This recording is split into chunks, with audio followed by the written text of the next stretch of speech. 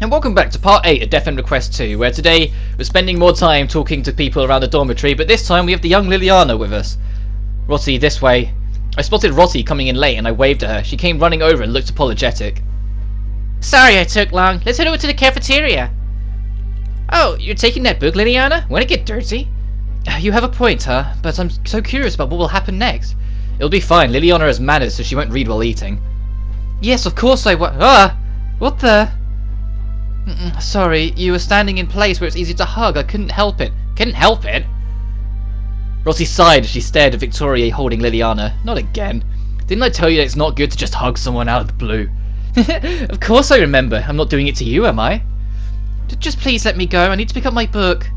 Hey, don't stop moving. It's dangerous, huh? Victoria lost her balance and stumbled. The moment she caught her balance, I heard a bad sound. No. When Victoria moved her legs, there came about her book with pages folded. That was just bad luck. I brought this book. I'm sorry, Liliana. I'll lend you this book. Will you forgive me? Victoria handed her a book. I wanted to read this. You're going to lend it to me? Yeah, sure. Then I guess I'll forgive you. Oh, I'm glad. Seeing that Liliana was in a better mood, Victoria smiled. She picked up the book that had fallen on the floor and without hesitation threw it into the trash. What? Huh? Why would you throw it away? I would still read it. Oh, really? Victoria cocked her head as Liliana panicked. Oh, I thought you didn't want it anymore, so I thought I'd throw it away. Sorry. Well, you surprised me. Oh, it's okay. I'll go get it. Okay, sorry. I guess Liliana didn't want anything else to happen to the book and reached out to the trash can. Seeing Victoria quick to apologise, I guess she didn't mean any harm. Victoria's a good girl, but she's different at times. Guess you'd call that ditzy. Ditzy, huh? I felt like that wasn't the word, but I didn't know what was fitting, so I just stared at Victoria smiling. Hey, it's Pick, one of those bullies. I heard footsteps behind me. I stopped. My? Oh, hey Pick, what's up? Do you want to try and talk about what you were going to talk about last time? Yeah, I've been wanting to talk to you. She's going to confess to Mai. Mai's mine. Rossi, stop messing around. I'm sorry, I'll stop. Go on then. And Mai, remember what I said. Be nice, right. I sighed, but Rossi smiled. Oh, by the way, you should stop saying I'm yours. That's never gonna happen. Yeah, you wait. What? You wait, Mai. Though I knew why she went to talk to me, I really didn't want to go. My footsteps felt heavy as I walked with Pick. We stopped at the corner of the hall and Pick bowed to me once again. She remained silent for a moment. I'm so sorry I was such a bully to you. I know it was really messed up of me. But I'd like to ask for your forgiveness. She raised her head from her bow slowly. Her expression was clearly anxious and waiting on how I would respond next. Seriously? I can't erase the stupid grin you had on your face from that day. You expect me to just forgive you? You're really selfish, aren't you? No, you got it all wrong. I wasn't bullying you because I wanted to. I didn't want to do it. I stared at her, my silent gaze beckoning her to continue. Her voice cowered as the words began to spill out. Vina terrifies me. I couldn't defy her. If I didn't look like I was having fun, she would have noticed and brought it up to me later. I was really mortified. If I didn't do what Vina said, who knows what she would have done to me. So it's just... Alright, I get it. What a waste of time. Pick's word was centered on herself. All she wanted was to walk away from this without a guilty conscience. I got tired of listening to her and just cut the conversation short. Pick looked at me. Her eyes seemed hopeful. Does that mean you'll forgive me? Sure, whatever. Are we done? Okay, thanks, Mai. Pick, now beaming, practically skipped away. Was that how she apologized to Rotty?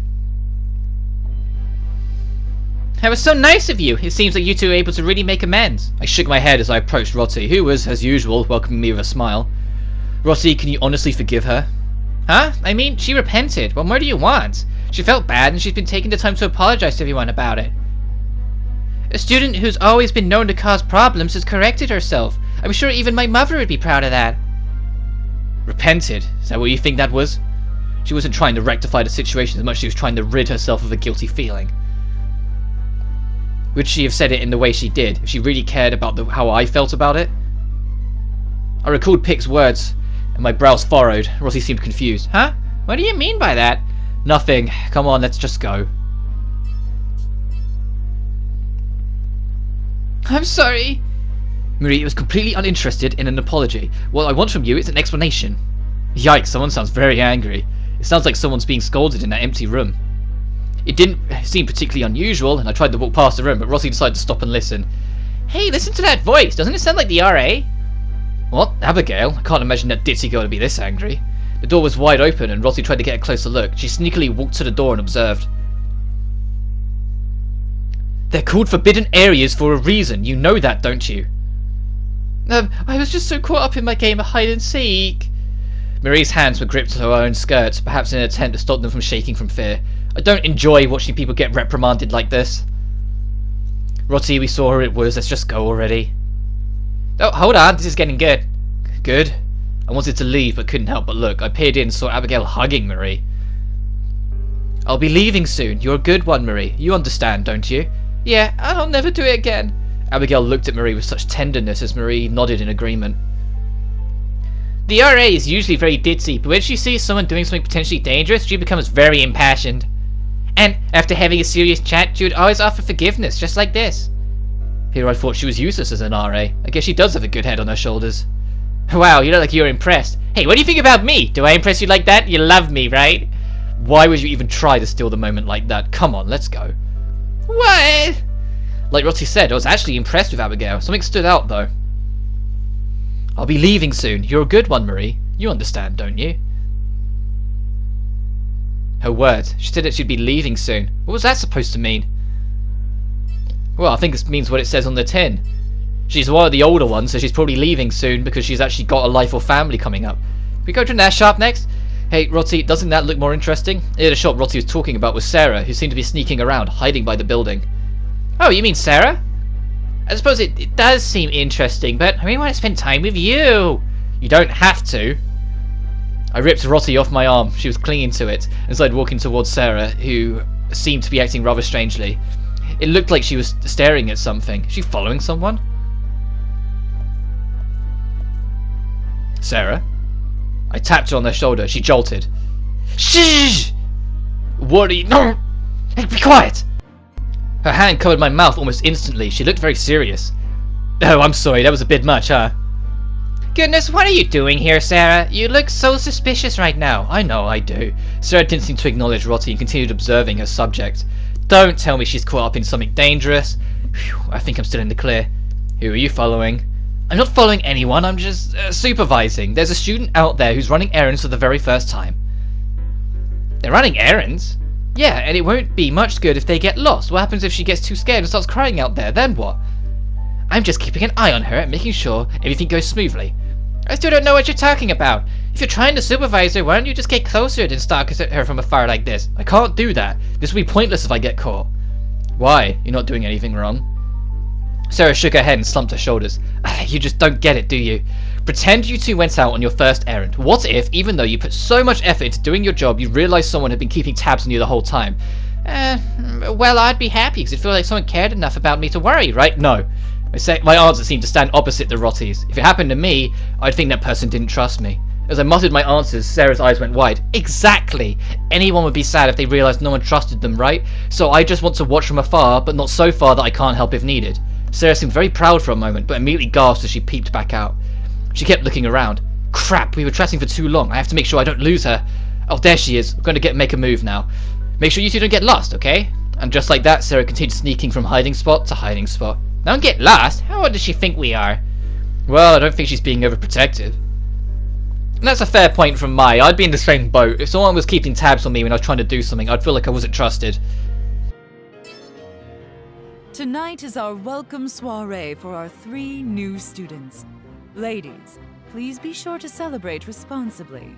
That is the word's worth.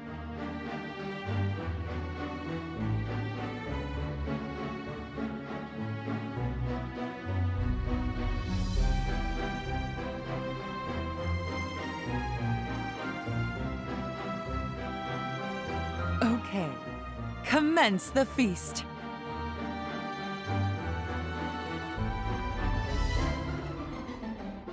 Liliana, you have crumbs on your mouth. Here, let me wipe them off. Oh, I'm sorry, Ma. Thank you. You're welcome. Aren't you polite? My, I also have crumbs. Wipe them, please. Wipe them yourself. Ugh, so uncivilized. Come on. Such an exciting evening. Do you normally gather for meals like this? Yeah, we always eat together. But we're only allowed to be this loud for welcome soirees, though.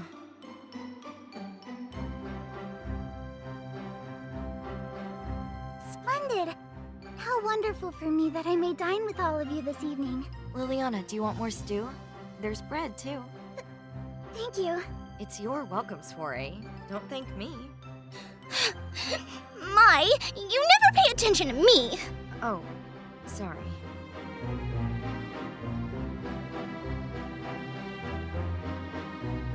I've been meaning to tell you, your hair color is quite lovely. What country are you from?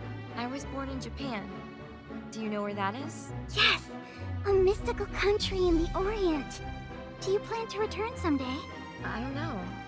Why are you so curious about me? I simply wish to know more about you, Mai. For example, tell me your wildest dream. My dream is to... Mai's wildest dream is to become my wife. Really? She's joking. Liliana, don't listen to a word that comes out of Roddy's mouth. You're cute when you blush. I'm not blushing. Jeez.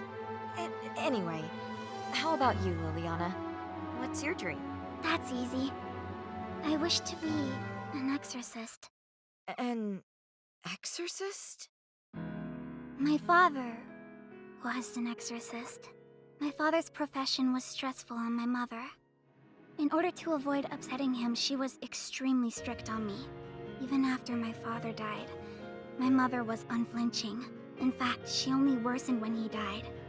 It seemed her mind had left her long before.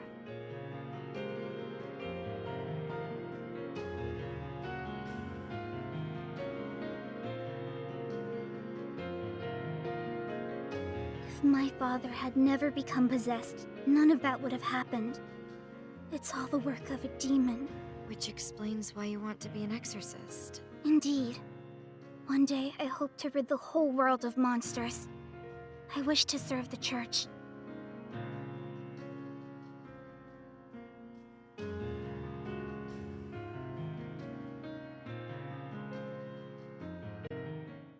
Hey, Roddy. Tell me more about this L Strain business. Elstrain is the religion at the heart of Wordsworth. It's followed by Headmistress Midra and all of the maids. They say this town is right under God's watchful eye. I see. Do they follow any sort of doctrine? The Elstrain faithful believe it protects their bonds with their loved ones for eternity. It's beautiful, don't you think? Sure.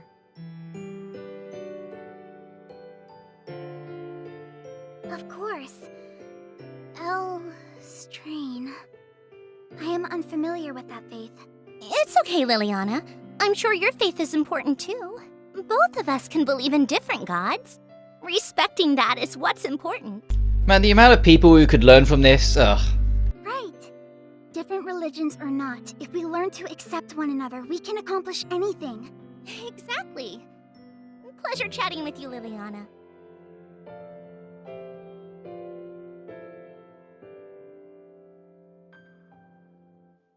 Liliana, to your future as an exorcist. Cheers!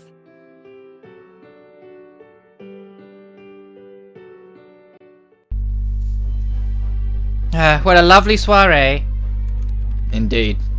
Liliana's showing us how to act like a lady, even with her baby face. I mean, Indeed. What's the matter, Mai? I can't think about anything other than getting this thing to work. But I need the password. I just can't think of one. What should I do? You're telling me mages get stumped too, Mai? I told you, I'm not a mage. Hey, Iris. What are you doing up so late? Seems like I need a password to get in. Can't you help me out? Impossible. I've no clue. You're useless. All-knowing laptop, my butt. How rude, Mai. That's just heresy. You can't expect me to know something I don't. Oh, but maybe I have one hint. Oh, do you? Spill it out already. Here. Arata left behind his map of Leshiora. Perhaps this could help. Arata? Is that the previous owner's name? With piqued curiosity, I stared long at the map. It was a map of the town, sectioned and marked. I don't know where it leads, but it's something. So far, my search for Sanaya yielded nothing. There was no telling if this hint from Iris was useless or if it was exactly what I needed. Now was no time to be picky. Every hint was worth investigating. Thanks, Iris. I'm logging off. Huh? Mai? Are you thinking of sneaking out? Yes. If someone comes by, just tell them I'm sick. Hey, wait, Mai. I don't know about that. Take me with you. It might get dangerous again. Even more reason. I'm your protector, Mai. Okay, sheesh. Come along. Hey, back to the night time. And I've got a little bit to talk about whilst we sit through this load screen. Because I only keep the load screens in when I want to talk. This chapter, we're now in chapter 3, is your introduction to side quests. You want to do them as soon as they arrive, because just like in the first game, there is a reason for it. The first game is that the true ending was locked behind it. This one, it's just extra scenes are locked behind it. This map, I've never been there. Oh, that's near the shopping district. Thanks, that's convenient. Happy to be of use. Is that so? The shopping district is south of here. Oh, a save point. I didn't say it that time, I nearly did. But since it's a new chapter, there's more dialogue at the camp you can have with Roti. Brr, it's cold. On days like this, I want a hot shower. Then, why don't you hurry on home? Aw, you're so cold, Mai, in more ways than one. Fine, fine. You're boring me. Fuck, alright, Mai. When we're home, maybe we can hit the showers together. Friends who shower together stay together. I just got the chills. Maybe I will head home. You know those 3 new girls? They're so cute. Right, Liliana seemed fine, but the other 2 looked spooked. Yeah, Anne and Sarah spelled with the normal way. Right? That's normal for girls on their first visit. I mean, it makes sense. Everyone who comes here has some kind of baggage. Indeed.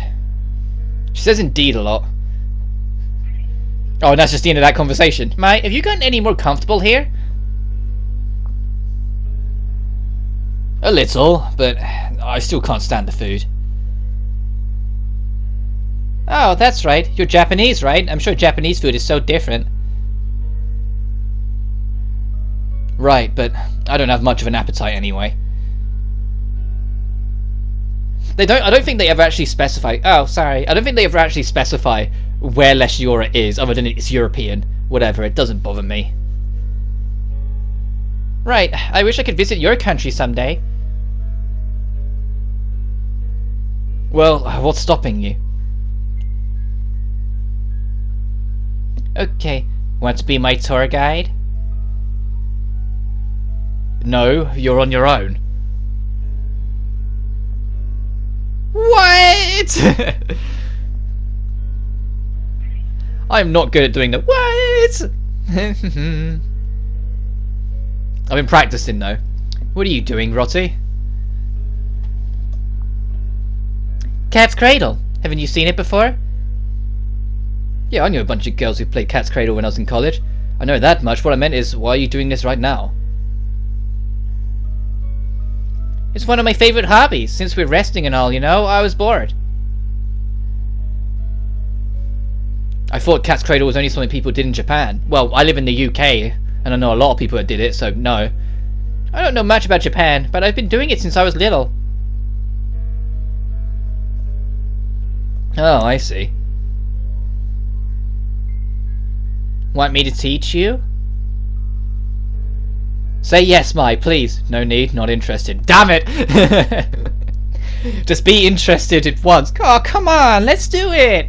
Be interested in your future girlfriend. You know what'll happen. I hope Anne, Sarah, and Liliana find themselves at home here soon. And that's the end of that conversation. There is, and I've mentioned it before, Now there is optional dialogue that you can find, but firstly activate these side quests and read through them all. There's only 3 in these first bit, and one of them you can tick right now. It's a shopping mission. Shopping missions, you buy the answer to it. So you immediately go to buy all the way to the end. You can buy this turning star, and then when you give it back to him, you will get a reward for your trouble. But since it's a new chapter, the store has new things to sell. It always have the next level up in bracelets and a new weapon. But at this stage, don't worry too much, because as I'll get into in a couple minutes, you're at a point now where the episode chart is going to start giving you some decent rewards. So I give this in, get some more money in my back pocket, and from there I debate whether to buy which plume to buy. Eventually going to Supreme, just because I like the stat balance it gives more than the other. But there is optional dialogue in this game. There is dialogue that, and I know most of the dialogue is technically optional, but I mean it's completely missable.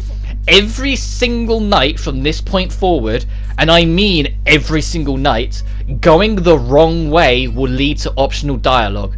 Some of it's just flavor text, but some of it's actually pretty interesting. And so, for the sake of completion, I will be showing off every single one.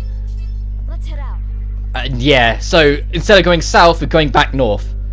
Going back north up here. My, not there. The shopping district is south of here. Sorry, I'm not familiar with this area.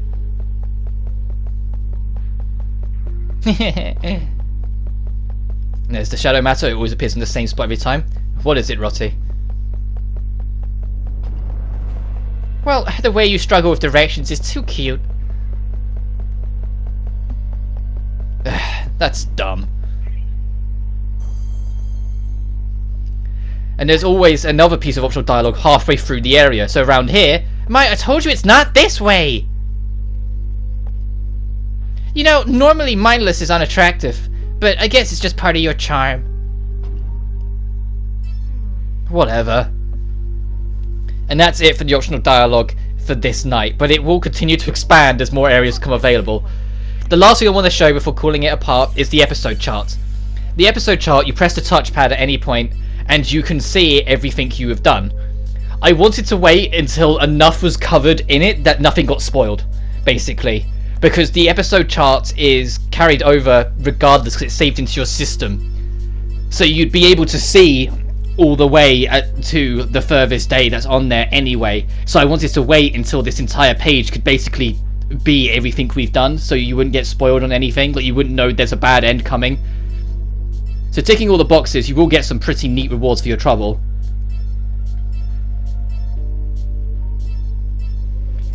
And doing all the side events is also worth your hassle as well. Like, always go for it. Because in here, you will notice a few weapons as well. You just got one there for Rotti. And this bad ending got us another one for Rotti. So we have 2 new weapons for Rotti that we can go through and see what we think of. And that's as far as it goes. Like, we can also do these sub-events, but I leave the main events for now because we haven't finished today, so I don't want to get stuff you're not supposed to have yet. So checking the stuff, like I double check to make sure everything is the way I want it. We got a free divine plume though if you want it out of that as well. And after a bit of debate, I eventually go with the magic riser because I prefer the magic attack over the physical stats. And that being said, next time on Death End Request 2, we're heading south to explore the shopping district. But until then, you guys take care now. Oh, a save point.